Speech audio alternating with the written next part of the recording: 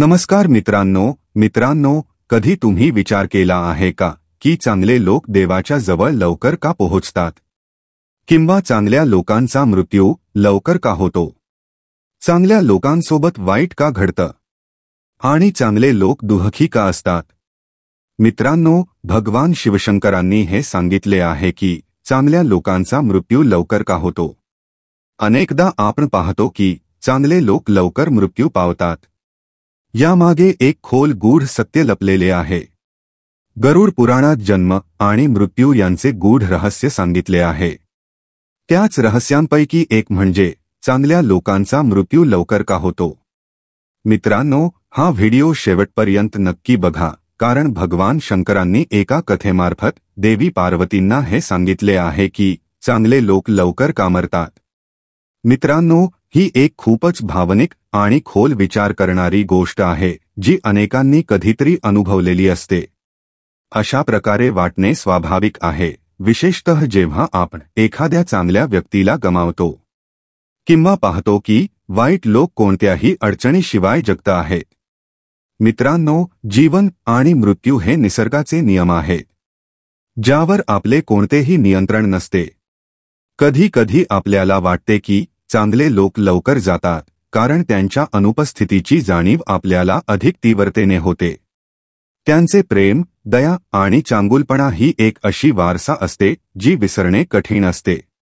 मित्रांनो, जेव्हा आपण एखाद्या चांगल्या माणसाला गमावतो तेव्हा तो रिकामेपणा खूप खोल असतो. चांगले लोक त्यांच्या आजूबाजूच्या लोकांच्या आयुष्यात प्रकाशासारखे असतात. त्यांचा चांगुलपणा, सहानुभूती आणि निःस्वार्थता इतरांच्या मनाला भिडतो. म्हणूनच जेव्हा ते जातात तेव्हा त्यांच्या अनुपस्थितीची जाणीव आपल्याला फार होते. दुसऱ्या बाजूला, जेव्हा आपण एखाद्या वाईट व्यक्तीला पाहतो जो कोणत्याही शिक्षेशिवाय जगतो आहे, तेव्हा वाटते की न्याय झाला नाही. पण जीवन नेहमी आपल्याला तेच देत नाही जे आपल्याला योग्य वाटते. काही लोक याला कर्माचे चक्र मानतात. उशिरा का होईना, प्रत्येकाला आपल्या कर्मांचं फळ मिळेच, जरी ते आपल्या डोळ्यांना दिसलं तरी. मित्रांनो, मृत्यूची वेळ आणि पद्धत ही भगवंताच्या इच्छेवर किंवा दैवी नियमांवर अवलंबून असते. मानवाच्या जीवन आणि मृत्यूवर त्याचा काहीही बस नसतो. मित्रांनो, चांगल्या लोकांचा मृत्यू लवकर होण्यामागे अनेक कारणे असतात. पण जीवनात हे जाणून घेणे आवश्यक आहे की मृत्यूनंतर चांगले आणि वाईट कर्मांचे काय होते. मृत्यूनंतर आत्म्याला तिच्या कर्मांच्या आधारावर नवीन जन्म मिळतो. चांगले कर्म करणाऱ्यांना उत्तम जीवन मिळते, तर वाईट कर्म करणाऱ्यांना दुःखांनी भरलेले जीवन मिळते. जे अत्यंत पुण्यवान असतात ते स्वर्गात जातात, जिथे आत्म्याला दिव्य सुख मिळते, तर पापी लोक नरकात जातात, जिथे त्यांना त्यांच्या कर्मांनुसार शिक्षा भोगावी लागते. जो व्यक्ती चांगले कर्म आणि भक्तीने जीवन व्यतीत करतो तो जन्ममरणाच्या चक्रातून मुक्त होतो आणि मोक्ष प्राप्त करतो आणि परमात्म्यात विलीन होतो. मित्रांनो, मृत्यूनंतर आत्मा नाही तर कर्मांची ऊर्जा नव्या जीवनात वाहिली जाते. चांगले कर्म हे चांगल्या पुनर्जन्माचे कारण बनतात, तर वाईट कर्म हे दुःखद पुनर्जन्माचे कारण बनतात. मित्रांनो, चांगले कर्म केल्याने आत्मा हलकी होते आणि मृत्यूनंतर तिला शांती मिळते. वाईट कर्म आत्म्यावर ओझे बनतात, जे पुढच्या जन्मातही तिला प्रभावित करतात. याविषयी मी तुम्हाला एक महत्त्वाची कथा सांगतो जी ज्ञानाने भरलेली आहे. मित्रांनो, फार पूर्वीची गोष्ट आहे. उज्जैनचे महान राजा विक्रमादित्य हे न्यायप्रिय आणि दयाळू शासक होते. ते नेहमी सत्य आणि धर्माच्या मार्गावर चालायचे. प्रजेची सेवा करत आणि गरजूंच्या मदतीस नेहमी तत्पर असायचे. त्यांची दया आणि न्यायाची किस्से दूरदूरपर्यंत प्रसिद्ध होते. एका रात्री राजा विक्रम गाढ ध्यानात बसले होते. तेव्हाच त्यांच्या समोर एक तेजस्वी प्रकाश प्रकट झाला. त्या प्रकाशातून एक यमदूत प्रकट झाला. विक्रमादित्यांनी शांतपणे विचारले, यमदूत, तू येथे का आला आहेस? यमदूत म्हणाला, राजन, तुमचे जीवन पूर्ण झाले आहे. मी तुम्हाला यमलोक घेऊन जायला आलो आहे. राजा विक्रम हसले आणि विचारले, मी जाणू इच्छितो की माझ्या कर्मांचा हिशेब काय आहे? यमदूत म्हणाला, राजन, तुमच्या जीवनात 2 प्रकारची कर्म आहेत, चांगली आणि वाईट. तुमचे पुण्य अमर्याद आहे. तुम्ही गरिबांना आधार दिला, असहायांची रक्षा केली आणि नेहमी सत्याच्या मार्गावर चालला. पण तर राजा उत्सुकतेने विचारतात. यमदूत म्हणतो, एकदा तुम्ही एका निरपराध व्यक्तीस कठोर शिक्षा दिली होती. जरी ती अज्ञानात घडली तरी कर्माचा नियम अटळ आहे. तुमचे पुण्य तुम्हाला स्वर्गात घेऊन जाऊ शकते, पण त्या पापाचे प्रायश्चित्त केल्याशिवाय मोक्ष शक्य नाही. राजा विक्रमादित्यांनी शांतपणे उत्तर दिलं, जर माझ्या कर्मांचं फळ भोगणे गरजेचं आहे तर मी तयार आहे. पण असं काही मार्ग आहे का ज्यामुळे आत्म्याला मोक्ष मिळेल? यमदूत म्हणतो, हो राजन, चांगले कर्म वाईट कर्मांचे ओझे हलके करू शकतात. जर कोणी व्यक्ती आपल्या जीवनात सत्य, सेवा आणि करुणेचा मार्ग स्वीकारतो आणि आपल्या कर्तव्यांना निःस्वार्थपणे पूर्ण करतो तर तो मृत्यूनंतर मोक्ष प्राप्त करू शकतो. तेव्हा राजा विक्रम म्हणाले, जर माझ्या कर्मांचे फळ ठरलेले आहे तर मी ते आनंदाने स्वीकारतो. पण माझ्या आयुष्यातील शेवटच्या क्षणापर्यंत मी चांगली कर्म करत राहीन, जेणेकरून माझ्या पापांचे ओझे हलके होईल. यमदूताने राजाची गोष्ट ऐकली आणि अदृश्य झाला. पुढच्या दिवसापासून राजा विक्रमादित्यांनी अधिक सेवा कार्य सुरू केली. त्यांनी न्यायाला सर्वोच्च मान दिला, गरजूंना मदत केली आणि आपले जीवन परोपकारात अर्पण केले. जेव्हा त्यांचा मृत्यू जवळ आला तेव्हा यमदूत पुन्हा प्रकट झाला. यावेळी तो हस्त होता आणि म्हणाला, राजन, तुमच्या कर्माच्या शक्तीने तुमचे पाप नष्ट करून टाकले आहे. आता तुम्ही मोक्षाचे अधिकारी आहात. राजा विक्रमाने शांत मनाने डोळे बंद केले आणि त्यांची आत्मा प्रकाशात विलीन झाली. मित्रांनो, चांगले कर्म मृत्यूनंतरही आपली आत्मा हलकी करतात. जीवनात चुका होणं स्वाभाविक आहे, पण सत्य, दया आणि सेवेमुळे आपण आपल्या पापांचे प्रायश्चित्त करू शकतो. मृत्यूपासून घाबरू नका, घाबरा वाईट कर्मांपासून. मृत्यूनंतर काही आत्मा पुन्हा माणसाचा जन्म घेतात, तर काही पशूंच्या योनीत जन्म घेतात. जोपर्यंत आत्म्याला मोक्ष प्राप्त होत नाही तोपर्यंत तिला कोणत्यातरी योनीत जन्म घ्यावा लागतो. मित्रांनो, चांगल्या लोकांचा मृत्यू लवकर का होतो? एक वेळ अशी होती जेव्हा भगवान भोलेनाथ आणि माता पार्वती कैलास पर्वतावर बसले होते. तेव्हाच माता पार्वतींच्या मनात एक विशेष प्रश्न निर्माण झाला, ज्याचं उत्तर जाण्यासाठी त्या खूप उत्सुक झाल्या आणि त्याच विचारात मग्न झाल्या. तेव्हा भगवान शिव माता पार्वतीला विचारतात, हे प्रिय, आपण काय विचार करत आहात? मग माता पार्वती म्हणतात, हे स्वामी, एक दिवस जेव्हा मी पृथ्वीलोकावर भ्रमण करत होते तेव्हा मी पाहिलं की जे चांगले लोक आहेत ते दुःखी आणि त्रासलेले आहेत आणि जे वाईट लोक आहेत ते आनंदात जीवन जगत आहेत. मी आज याच विचारात आहे की असं का होतं? यामागे काही मोठं रहस्य आहे का? आणि मी हेही जाणून घ्यायचं आहे की चांगल्या लोकांचा मृत्यू लवकर का होतो. तेव्हा भगवान शिव म्हणतात, हे प्रिय, तुमचा प्रश्न अत्यंत उत्कृष्ट आहे. तुम्ही समस्त मानवजातीसाठी एक अत्यंत महत्त्वाचा प्रश्न विचारला आहे. मी तुम्हाला या प्रश्नांचे उत्तर एका अतिशय महत्त्वाच्या कथेद्वारे देतो. ही कथा तुम्ही लक्षपूर्वक ऐका, तुम्हाला तुमच्या प्रश्नांचे उत्तर मिळेल. भगवान शिव म्हणतात, हे प्रिय, जो कोणी ही कथा मनापासून ऐकतो त्याला जीवनाविषयी महत्त्वाचे ज्ञान प्राप्त होते आणि त्याचे अनेक दुःख नाहीसे होतात. माता पार्वती म्हणतात, हे स्वामी, तुम्ही मला ती कथा सांगा. मी ती कथा पूर्ण एकाग्रतेने ऐकेन. तेव्हा भगवान शिव कथा सांगू लागतात. हे प्रिय, खूप वेळापूर्वी एका गावात धर्मदत्त नावाचा एक शेतकरी राहत होता. तो अत्यंत सज्जन, दयाळू आणि धर्मनिष्ठ माणूस होता. तो दररोज आपल्या शेताची काळजी घेत असे, पण त्याचबरोबर गरजू लोकांना मदत करणे, भुकेल्यांना अन्न देणे आणि नेहमीच सत्य आणि अहिंसेच्या मार्गावर चालणे हेच त्याचे जीवन होते. त्याची पत्नीही अत्यंत धर्मप्रायण स्त्री होती. दोघंही आनंदाने आपले जीवन एकमेकांच्या सहवासात व्यतीत करत होते. पण एकदा गावात भीषण दुष्काळ पडला. नद्या आटल्या, पिकं कोमेजून गेली आणि लोकांकडे खाण्यासाठी अन्न उरले नव्हते. अशा वेळी धर्मदत्तने आपली सगळी साठवलेली संपत्ती खर्च करून अन्न विकत घेतले आणि ते गावकऱ्यात वाटायला सुरुवात केली.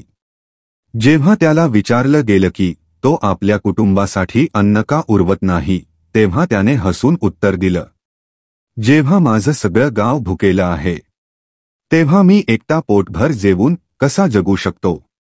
त्याची पत्नी अधूनमधून चिंताग्रस्त होऊन म्हणायची, हे स्वामी, आपल्याला देखील आपल्या भविष्यासाठी काही विचार केला पाहिजे. जर आपण इतके अन्न वाटून टाकले तर उद्या आपल्याकडे काय उरेल.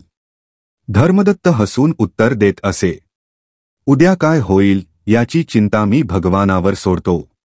आज मी जर एखाद्या भुकेल्याची मदत करू शकलो तर हेच माझा सर्वात मोठा पुण्यकर्म आहे.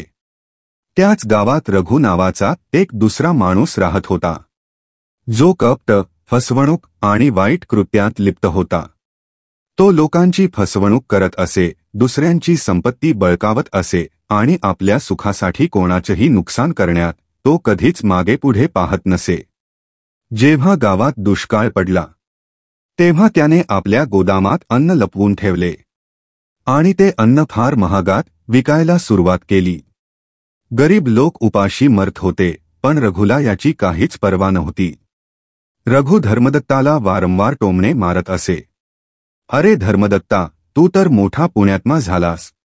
बघ, तुझी ही दानशूरता तुला कुठेच घेऊन जाणार नाही. शेवटी तूच उपाशी मरेल. पण धर्मदत्त या गोष्टींकडे लक्ष देत नसे आणि आपले परोपकाराचे कार्य सुरू ठेवत असे. एक दिवस अचानक धर्मदत्त आजारी पडला. गावकऱ्यांनी खूप प्रयत्न केले, पण त्याची तब्येत बिघडतच गेली आणि शेवटी एका दिवशी त्याने प्राण सोडले. संपूर्ण गावात शोकाची लाट पसरली. सगळे म्हणू लागले, भगवानने इतका चांगला माणूस का गेला. धर्मदत्तासारख्या सज्जन व्यक्तीचा मृत्यू इतक्या लवकर का झाला. दुसरीकडे रघुसारखे लोक आजही आनंदात जीवन जगत होते. मृत्यूनंतर जेव्हा धर्मदत्ताची आत्मा स्वर्गात पोहोचली तेव्हा त्याला यमराजांच्या दरबारात बोलावले गेले. धर्मदत्ताने हात जोडून विचारले, हे प्रभू, मी संपूर्ण आयुष्य चांगले कार्य केले, तरीही माझा मृत्यू इतक्या लवकर का झाला. यमराज हसून म्हणाले, पुत्र, तुझ्या मागील जन्मातील काही पापे उरली होती, जी या जन्मात संपवणे आवश्यक होते. तुझे पुण्य आणि चांगुलपणा इतका महान होता की ती पापे लवकरच नष्ट झाली. म्हणून मी तुला लवकर बोलावले, जेणेकरून तू या जगाच्या दुःखांपासून मुक्त होऊन स्वर्गातील आनंद अनुभवू शकशील. मग यमराज पुढे म्हणाले, रघुसारख्या लोकांची गोष्ट वेगळी आहे. ते जरी आज सुख भोगत असले तरी ते त्यांच्या मागील जन्मातील पुण्याचे फळ आहे. जेव्हा त्यांच्या पुण्यांचा साठा संपेल तेव्हा त्यांच्या पापांमुळे त्यांना शिक्षा भोगावी लागेल. धर्मदत्ताची आत्मा भगवानाच्या चरणांमध्ये विलीन झाली आणि त्याला मोक्ष प्राप्त झाला. दुसऱ्या बाजूला रघुने खूप लांब आयुष्य जगले, पण त्याच्या लोभ, स्वार्थ आणि वाईट कर्मांचे फळ त्याला पुढच्या जन्मात भोगावे लागले. मित्रांनो, रघुने आपल्या जीवनात कधीही एकही पुण्यकर्म केलं नाही. त्याने अनेक पापे केली, जसे की गरिबांचं शोषण, गरजूंना मदत न करणे आणि स्वार्थासाठी इतरांचा अपमान करणे. जेव्हा त्याचा मृत्यू झाला तेव्हा त्याची आत्मा यमलोकात पोहोचली. तेथे चित्रगुप्तांनी त्याच्या सगळ्या कर्मांचे हिशेब सांगितले. चित्रगुप्त म्हणाले, रघु, तू आपल्या मागील जन्मात खूप पापे केली आहेत. तुला तुझ्या कर्मांचे फळ पुढच्या जन्मात भोगावे लागेल. रघुची आत्मा घाबरली आणि त्याने विनंती केली, असा कोणता मार्ग आहे का ज्यायोगे मी या पापांपासून वाचू शकतो. चित्रगुप्त गंभीर स्वरात म्हणाले, प्रत्येक आत्म्याला आपल्या कर्मांचे फळ भोगावेच लागते. आता तुझे नवीन जीवन या संसारात सुरू होणार आहे. रघुने पुढच्या जन्मात कर्णेश नावाच्या व्यक्तीच्या रूपात जन्म घेतला. तो एका गरीब कुटुंबात जन्मला. जन्मताच त्याच्या जीवनात दुःखांची कमतरता नव्हती. घरात गरिबी होती, आईवडील आजारी राहत होते आणि अन्नासाठी त्याला दुसऱ्यांच्या शेतात मजुरी करावी लागायची. तो मोठा झाला तेव्हा त्याने अनेकदा मेहनत करून आपले जीवन सुधारण्याचा प्रयत्न केला. पण प्रत्येक वेळी नशीब त्याच्या विरोधातच होते. जिथे तो काम करत असे तिथे त्याचा अपमान केला जात असे, लोक त्याला फसवत असत आणि कधी कधी तर त्याला उपाशी झोपावे लागायचे. एक दिवस गावात पुन्हा दुष्काळ पडला. लोक भुकेने तडफडू लागले. कर्णेशने खूप प्रयत्न केले की कुणाकडून मदत मिळेल, पण कुणीच त्याच्या मदतीला पुढे आलं नाही.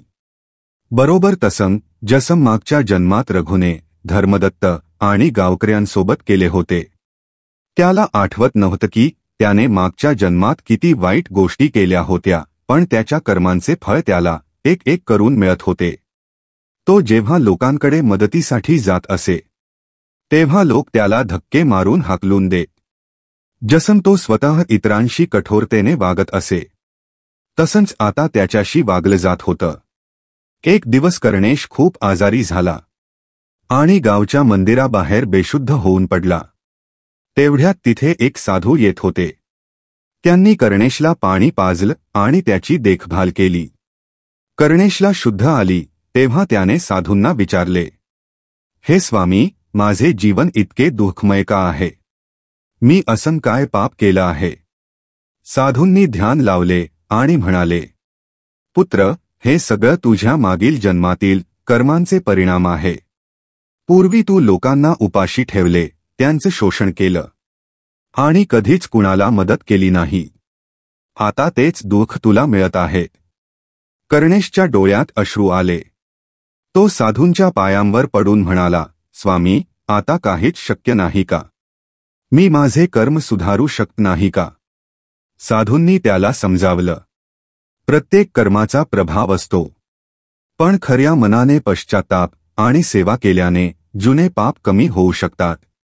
जर तू आता चांगले कर्म केलंस, इतरांची मदत केलीस आणि मनापासून प्रायश्चित्त केलंस तर तुझं भविष्य सुधारू शकतं. त्या दिवसानंतर कर्णेशने आपलं जीवन बदलून टाकले. तो मजुरी करत असे, पण जितकं काही कमवायचा त्यातून थोडं गरजूंना दान करत असे. तो आजारी लोकांची सेवा करत असे, प्राण्यांची काळजी घेत असे आणि प्रत्येक सजीवामध्ये ईश्वर पाहू लागला. हळूहळू त्याच्या जीवनात सुख यायला लागले. त्याच्या कर्मांचे फळ बदलायला लागले आणि जेव्हा त्याचा मृत्यू झाला तेव्हा तो एक संत म्हणून या जगातून निघून गेला. पुढच्या जन्मात त्याला एक पुण्य आत्मा म्हणून जन्म मिळाला, जिथे त्याने शांती आणि आनंदाचा अनुभव केला. मित्रांनो, प्रत्येक कर्माचे फळ निश्चित असते. वाईट कर्म दुःख देतात आणि चांगले कर्म सुख देतात. जर मनुष्याने आपल्या वाईट कर्मांमधून शिकून चांगला होण्याचा प्रयत्न केला तर तो आपल्या भाग्याला बदलू शकतो.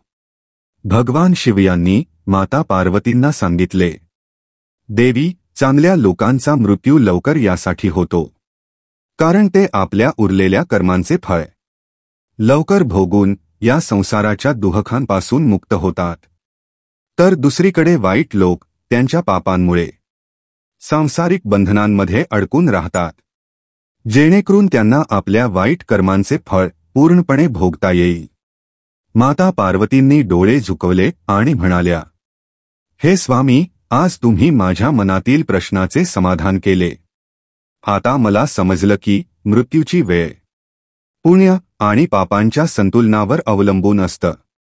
भगवान शिव हसले आणि म्हणाले, हे देवी, कर्माचं चक्र अटळ आहे. कोणीही त्यातून वाचू शकत नाही, ना चांगले ना वाईट. फक्त चांगले लोक लवकर मुक्त होतात आणि परमात्म्याच्या समीप पोहोचतात. चांगल्या लोकांचा लवकर मृत्यू होतो. ही एक खूण आहे की त्यांची संसाराच्या बंधनातून मुक्त होण्याची वेळ आली आहे. त्यांचं पुण्य त्यांना लवकरच मोक्षाच्या दिशेने नेतं, तर वाईट लोक त्यांच्या पापांमुळे या संसारात अधिक वेळ अडकून राहतात. मित्रांनो, या प्रकारे भगवान शिव यांनी माता पार्वतींना सांगितलं की चांगल्या लोकांचा मृत्यू लवकर का होतो. मित्रांनो, जर अजूनपर्यंत तुम्ही हा व्हिडिओ लाईक केला नसेल तर कृपया लाईक करा, शेअर करा आणि चॅनेलला सबस्क्राईब करायला विसरू नका. आणि जर तुम्हीही भगवान शिवाचे खरे भक्त असाल तर कमेंटमध्ये हर हर महादेव नक्की लिहा. धन्यवाद.